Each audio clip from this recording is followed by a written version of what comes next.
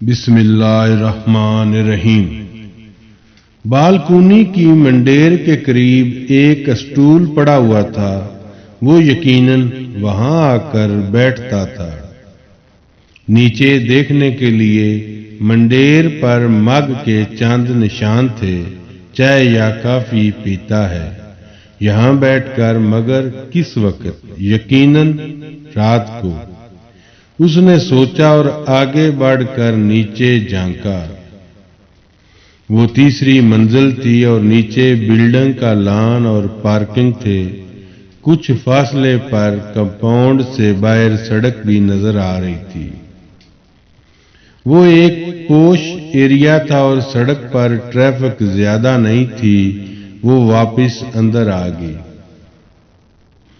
وہ کپڑے تبدیل کر کے ابھی اپنے بال بنا رہی تھی جب اسے ڈور بیل کی آواز سنائی دی۔ فوری طور پر اسے نوشین ہی کا خیال آیا تھا، لیکن دروازے پر ایک ریسٹورانٹ کا ڈیلیوری بوائے چند پیکٹس لیے کھڑا تھا۔ میں نے آرڈر نہیں کیا۔ اسے لگا شاید وہ کسی غلط اپارٹمنٹ میں آ گیا ہے۔ اس نے جواباً سالار سکندر کے نام ایڈریس کے ساتھ دہرایا۔ چند لمحوں کے لیے وہ چپ سی ہو گئی۔ وہ کم از کم اتنا لاپرواہ نہیں تھا اس کے بارے میں کہ اس کے افطار کے لیے کچھ انتظام کرنا بھول جاتا۔ وہ سوچ رہی تھی کہ وہ اپنے پیرنٹس کو لینے کے لیے آفس سے نکل چکا ہوگا اور ایئرپورٹ پہنچنے کی بھاگ دوڑ میں اسے شاید وہ یاد بھی نہیں ہوگی۔ کچن میں ان پیکٹس کو رکھتے ہوئے اس کا غصہ اور رنجیدگی کچھ کم ہوئی، اور یہ شاید اس کا ہی اثر تھا کہ اس نے کال کر کے سالار کو مطلع کرنا اور اس کا شکریہ ادا کرنا ضروری سمجھا۔ وہ اس وقت ایئرپورٹ کی طرف جا رہا تھا۔ اس نے فوراً کال ریسیو کی تھی۔ امامہ نے اسے کھانے کے بارے میں بتایا۔ میں رات کا کھانا اکثر اس ریسٹورانٹ سے منگواتا ہوں، کھانا اچھا ہوتا ہے ان کا، اس نے جواباً بڑے معمول کے انداز میں کہا۔ میں نے سوچا میں جب تک ان لوگوں کو لے کر گھر آؤں گا تم تب تک بھوکی بیٹھی رہو گی۔ وہ اس کا شکریہ ادا کرنا چاہتی تھی، مگر یکدم اسے احساس ہوا کہ یہ بہت مشکل کام ہے۔ سالار سے یہ دو لفظ کہنا ایک عجیب سی جھجک تھی جو اسے محسوس ہو رہی تھی۔ وہ تقریباً 9:15 بجے کے قریب آیا اور ڈور بیل کی آواز پر وہ بے اختیار نروس ہو گئی تھی۔ نہ چاہتے ہوئے بھی وہ سالار کی فیملی کے رد عمل سے خائف تھی۔ ایک ہمسائے کے طور پر بھی وہ دونوں فیملیز کے درمیان بے حد رسمی تعلقات تھے، اور بعد میں ہونے والے واقعات نے تو یہ فارمیلٹی بھی ختم کر دی تھی۔ اسے کئی سال پہلے سکندر عثمان سے فون پر ہونے والی گفتگو یاد تھی، اور شاید اس کے خدشات کی وجہ بھی وہی کال تھی۔ بیرونی دروازہ کھولتے ہوئے اسے احساس ہوا کہ اس کے ہاتھ بھی کانپ رہے تھے۔ سکندر عثمان سمیت تینوں افراد اس سے بڑی گرم جوشی کے ساتھ ملے تھے۔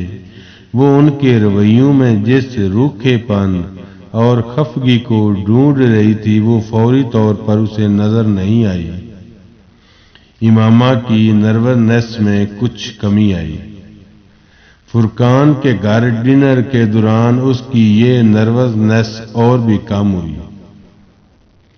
انیتا اور طیبہ دونوں بڑے دوستانہ انداز میں نوشین اور اس سے باتیں کرتی رہیں۔ نوشین اور فرقان سالار کے والدین سے پہلے بھی مل چکے تھے، لیکن نوشین انیتا سے پہلی بار مل رہی تھی، اور دونوں کا موضوع گفتگو ان کے بچے تھے۔ وہ بے حد پرسکون انداز میں ایک خاموش سامع کی طرح ان لوگوں کی باتیں سنتی رہی۔ وہ نہیں چاہتی تھی کہ فرقان کے گھر میں اس کی شادی یا اس کی ذات موضوع گفتگو بنے۔ اپنے اپارٹمنٹ میں واپسی کے بعد پہلی بار سکندر اور طیبہ نے سٹنگ روم میں بیٹھے اس سے بات کی، اور تب امامہ نے ان کے لہجے میں چھپی اس تشویش کو محسوس کیا جو امامہ کی فیملی کے متوقع رد عمل سے انہیں تھی۔ اس کا اعتماد ایک بار پھر غائب ہو گیا۔ اگرچہ انہوں نے کھلے عام امامہ کے سامنے ہاشم مبین یا ان کے خاندان کے حوالے سے کوئی بات نہیں کی، لیکن وہ لوگ اب ولیمہ کا فنکشن اسلام آباد کی بجائے لاہور میں منعقد کرنا چاہتے تھے۔ وہ سالار کی رائے سننا چاہتی تھی، لیکن وہ گفتگو کے دوران خاموش رہا۔ جب گفتگو کے دوران خاموشی کے وقفوں کی تعداد بڑھنے لگی تو یکدم امامہ کو احساس ہوا کہ گفتگو میں آنے والی اس بے ربطی کی وجہ وہ تھی۔ وہ چاروں اس کی وجہ سے کھل کر بات نہیں کر رہے تھے۔ بالکل بیٹا، تم سو جاؤ، تمہیں سحری کے لیے اٹھنا ہوگا، ہم لوگ تو ابھی کچھ دیر بیٹھیں گے۔ اس کی نیند آنے کے بہانے پر سکندر عثمان نے فوراً کہا تھا۔ وہ اٹھ کر کمرے میں آ گئی۔ نیند آنا بہت مشکل تھی۔ 2 دن پہلے جن خدشات کے بارے میں اس نے سوچا بھی نہیں تھا، اب وہ ان کے بارے میں سوچنے لگی تھی۔ اسے اندازہ تھا کہ سکندر عثمان ان دونوں کی شادی کو خفیہ ہی رکھنا چاہتے ہیں تاکہ اس کی فیملی کو اس کے بارے میں پتہ نہ چلے۔ وہ بہت دیر تک اپنے بیڈ پر بیٹھی ان خدشات اور خطرات کے بارے میں سوچتی رہی جو انہیں محسوس ہو رہے تھے۔ اس وقت وہاں اکیلے بیٹھے پہلی بار اس نے سوچا کہ اس سے شادی کر کے سالار نے کتنا بڑا خطرہ مول لیا تھا۔ جو ابھی اس سے شادی کرتا وہ کسی نہ کسی حد تک خود کو غیر محفوظ ضرور کر لیتا، لیکن سالار سکندر کی صورت میں صورتحال اس لیے زیادہ خراب ہوتی کیونکہ اس کے ساتھ اس کے رشتے کا انکشاف ہونے کے چانسز زیادہ تھے۔ وہ زیادہ سے زیادہ کیا کر سکتے تھے؟ اس نے سوچا، مجھے سالار کو جان سے تو کبھی نہیں ماریں گے۔ اسے اب بھی اندھا اعتماد تھا کہ کہیں نہ کہیں اس کی فیملی اتنا لحاظ ضرور کرے گی۔ زیادہ سے زیادہ یہی ہوگا کہ وہ مجھے زبردستی اپنے ساتھ لے جانے کی کوشش کریں گے اور پھر سالار سے طلاق دلوا کر کہیں اور شادی کرنا چاہیں گے۔ اس کے اضطراب میں یکدم مزید اضافہ ہوا۔ سب کچھ شاید اتنا سیدھا نہیں تھا جتنا وہ سمجھ رہی تھی یا سمجھنے کی کوشش کر رہی تھی۔ یہ اپنی مرضی سے کہیں شادی کرنے کا مسئلہ نہیں تھا، یہ مذہب میں تبدیلی کا معاملہ تھا۔ اسے اپنے پیٹ میں گریں پڑتی محسوس ہوئی۔ وہ واپس بیڈ پر آ کر بیٹھ گئی۔ اس وقت پہلی بار اسے سالار سے شادی کرنا اسے ایک غلطی لگی۔ وہ ایک بار پھر اس کھائی کے کنارے آ کھڑی ہو گئی تھی جس سے وہ اتنے سالوں سے بچتی پھر رہی تھی۔ اب کیا ہوگا؟ طیبہ نے بستر پر لیٹتے ہوئے کہا۔ اب ہونے کو رہ کیا گیا ہے؟ سکندر عثمان نے جواباً کہا۔ وہ جانتے تھے طیبہ کا اشارہ کس طرف تھا۔ ہاشم مبین کو پتہ چل گیا تو اسی لیے تو اس سے کہا ہے کہ امامہ کو وہیں رکھے، لاہور میں، اسلام آباد نہیں لائے۔ ویسے بھی پی ایچ ڈی کے لیے تو اسے اگلے سال چلے ہی جانا ہے، تب تک کور ہو سکتا ہے یہ سب کچھ۔ سکندر عثمان نے اپنے گلاسز اتارتے ہوئے کہا۔ وہ بھی سونے کے لیے لیٹنے والے تھے۔ طیبہ کچھ دیر خاموش رہیں، پھر انہوں نے کہا، مجھے تو بڑی عام سی لگی ہے امامہ، تمہارے بیٹے سے بہتر ہے سکندر عثمان نے ترکی بے ترکی کا۔ طیبہ کچھ ناراض ہوئی۔ کیوں؟ سالار سے کس طرح بہتر ہے؟ وہ اس کا تو کوئی مقابلہ ہی نہیں، آپ خود ایمانداری سے بتائیں، ایسی کوئی بات ہے اس میں کہ 9 سال بیٹھا رہا وہ اس کے لیے؟ سکندر ہنس پڑے۔ اتنی ہنسی کس بات پر آ رہی آپ کو؟ وہ چڑی۔ سکندر واقعی بہت خوشگوار موڈ میں تھا۔ میں واقعی بہت خوش ہوں کیونکہ میرا بیٹا بڑا خوش ہے۔ اتنے سالوں بعد اس طرح باتیں کرتے دیکھا ہے اسے۔ میں نے زندگی میں کبھی اس کے چہرے پر ایسی رونق نہیں دیکھی۔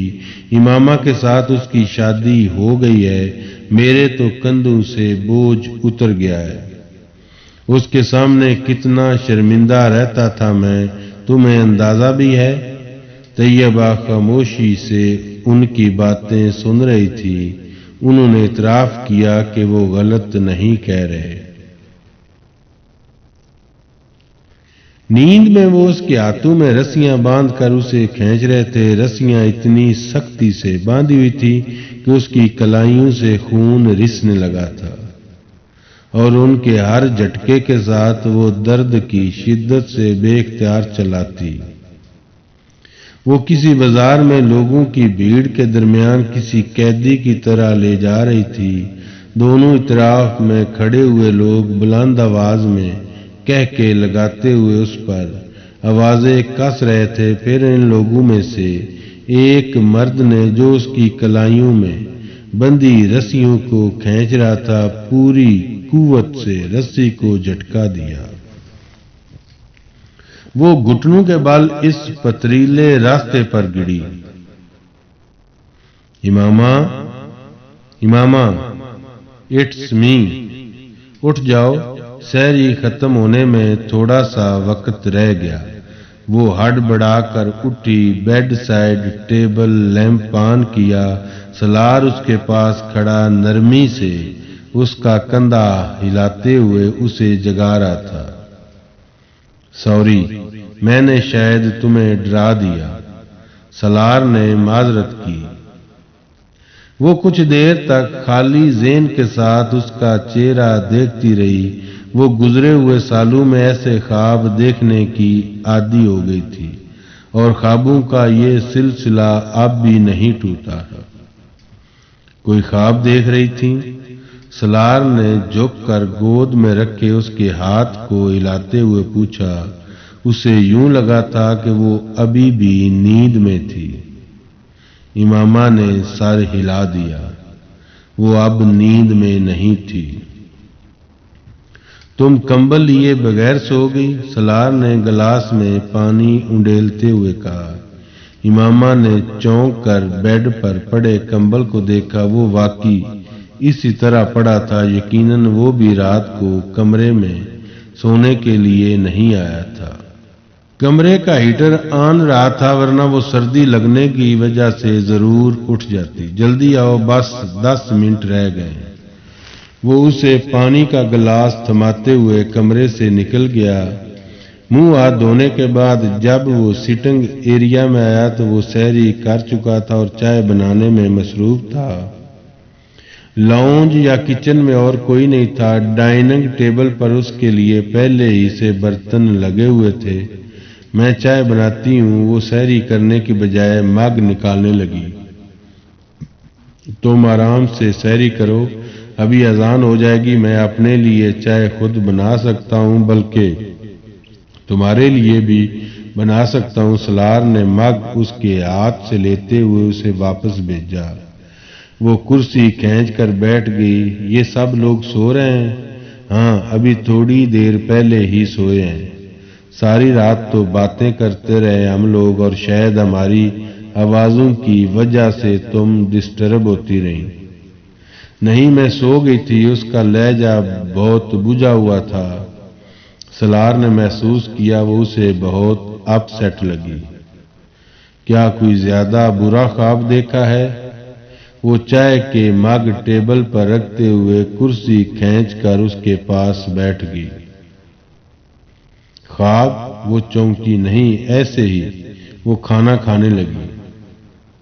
صبح ناشتہ کتنے بجے کریں گے یہ لوگ؟ اس نے بات بدلتے ہوئے کہا۔ وہ بے اختیار ہنسا۔ یہ لوگ؟ کون سے لوگ؟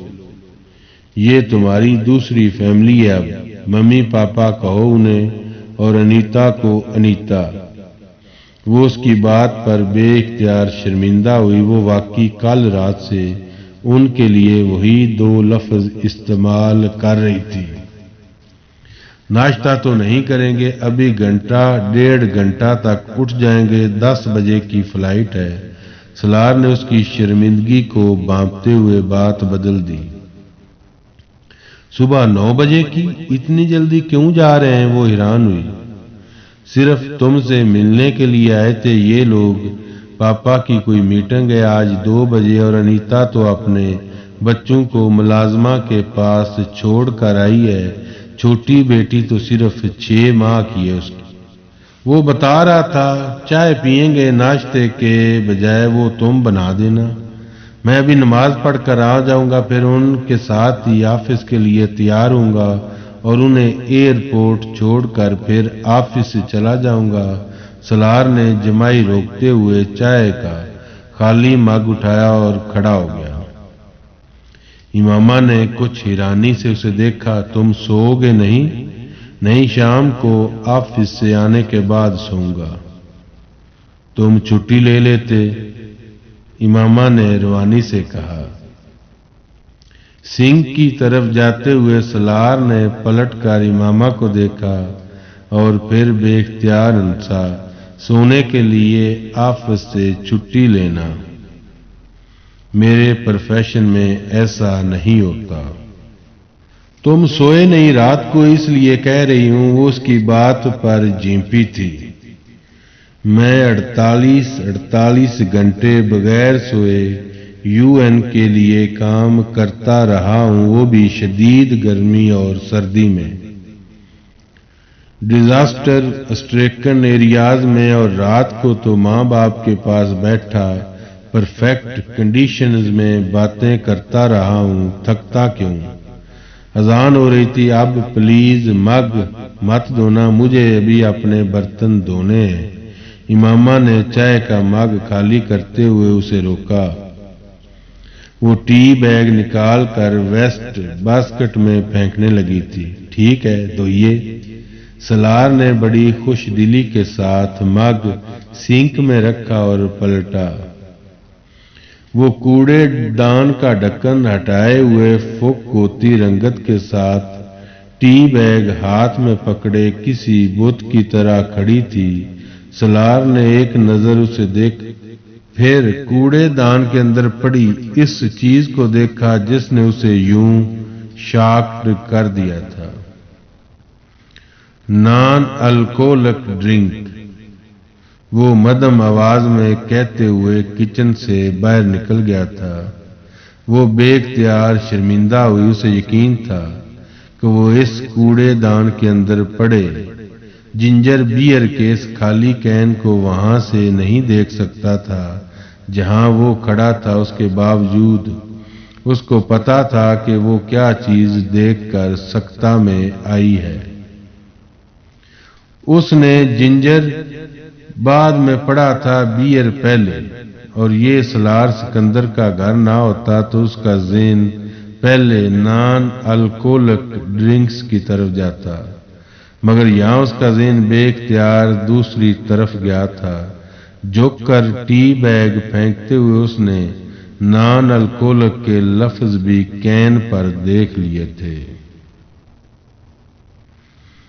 کچھ دیر وہیں کھڑی وہ اپنی ندامت ختم کرنے کی کوشش کرتی رہی۔ پتہ نہیں وہ کیا سوچ رہا ہوگا میرے بارے میں، اور سالار کو واقعی کرنٹ لگا تھا۔ وہ دونوں اپنے درمیان اعتماد کا جو پل بنانے کی کوشش کر رہے تھے وہ کبھی ایک طرف سے ٹوٹ رہا تھا، کبھی دوسری طرف سے۔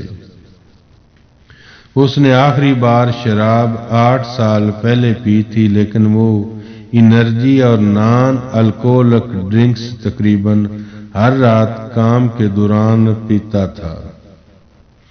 امامہ کو ویسٹ باسکٹ کے پاس شاکڈ دیکھ کر اسے یہ جاننے میں سیکنڈز بھی نہیں لگے تھے کہ وہ ویسٹ باسکٹ میں پڑی کون سی چیز اس کے لیے شاکنگ ہو سکتی ہے۔